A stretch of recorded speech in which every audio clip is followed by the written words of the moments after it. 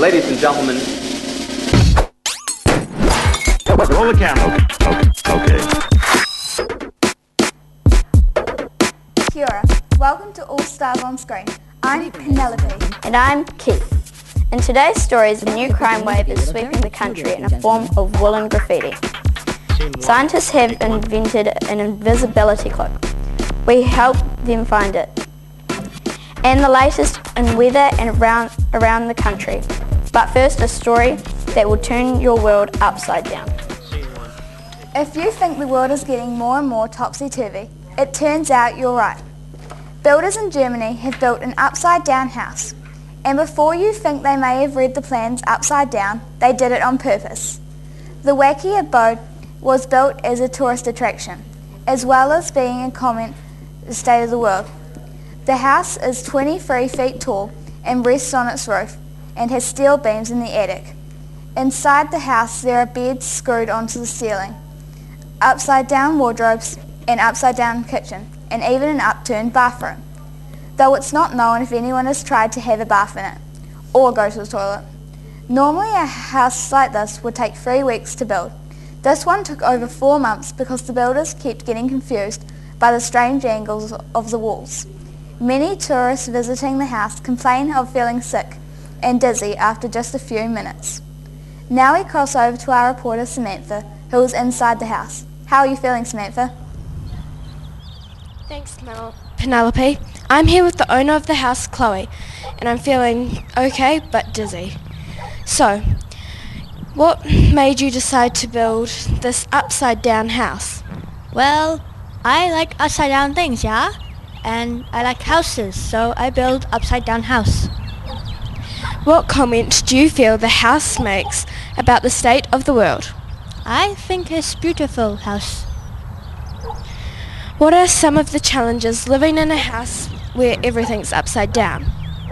No toilet, no shower, no bath, no cooking food, and hard to sleep.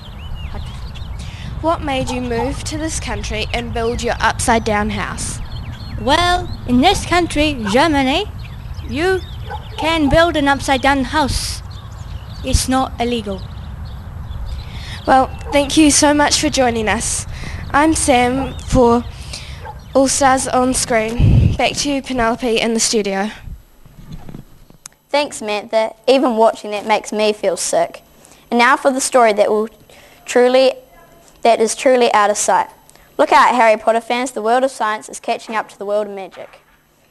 Scientists in Europe have created a 3D invisibility cloak, which can hide objects by bending light waves. It has been found that the lights here can be controlled by using special tiny crystals that make objects disappear.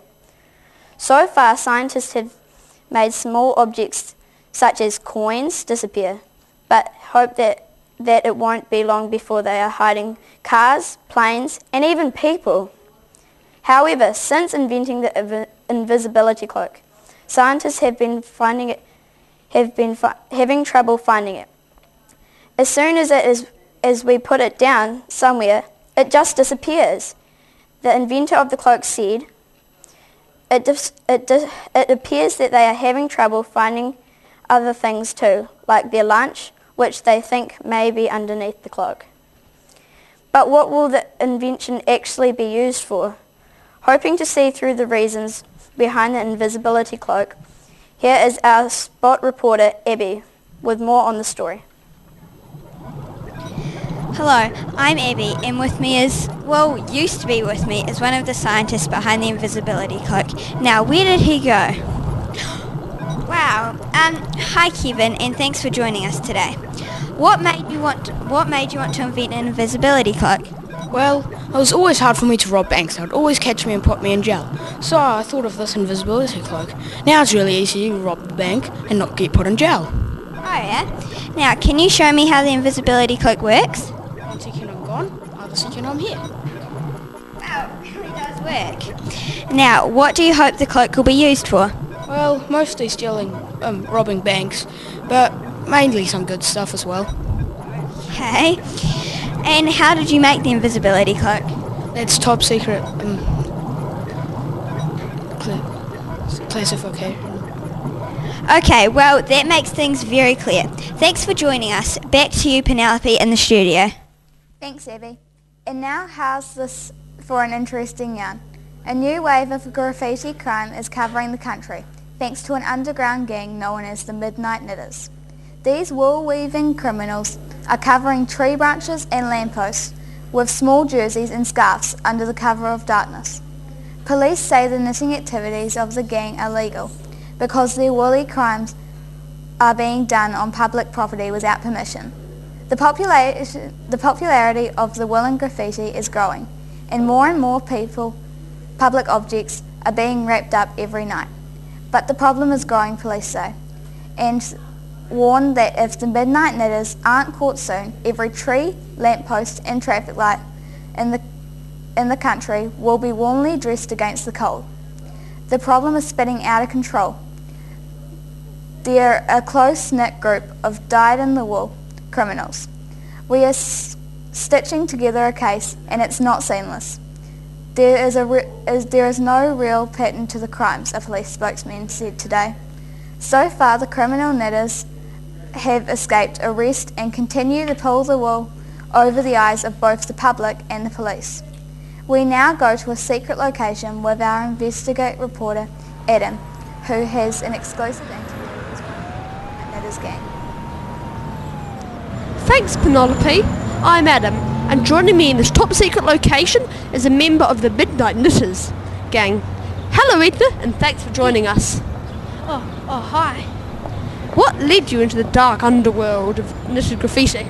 Well, when I was 6, I started learning knitting, and then when I got older, I started doing, Do you see yourself as a criminal? Yeah, definitely. Why and how? Oh, well, I'll go into people's private property and knit there on the trees and stuff. Yeah. Are you ever afraid that you might be caught? Nah. Well, I think you're about to now. Police! Police! Police! Hello. Thanks, Edna. This is Adam. And reporting out.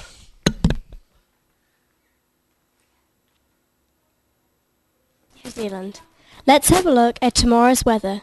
Starting in the far north in Kaitaia, look out for some pretty flash flooding and raindrops as big as your head. If you're going outside, wear a hat. Moving down to Auckland, there'll be a mix of fair conditions and unfair conditions, but those are conditions and you'll just have to accept them. There'll be no weather at all for the Bay of Plenty.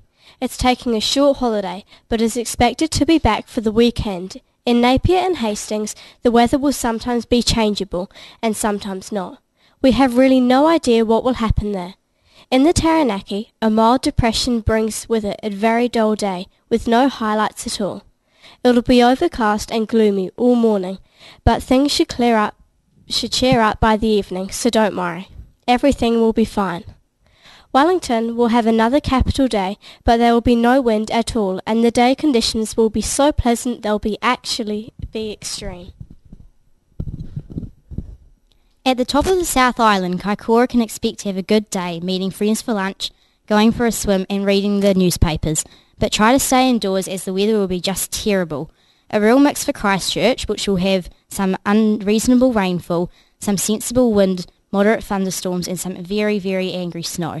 And in the lower south, Dunedin will be frosty and cold and unfriendly until late morning, when the sun will pop over for a visit. Everybody likes the sun. That's all from me. Remember, if it's raining outside, that's the good weather for you. Good night, New Zealand. Now back to the news desk with Penelope and Keith.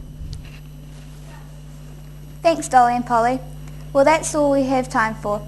We hope you've enjoyed this evening's broadcast. Thank you all for watching, and we'll see you again next time. Until then, I'm Penelope. And I'm Keith for the news. Goodbye. Ladies and gentlemen. Roll the camera. Okay.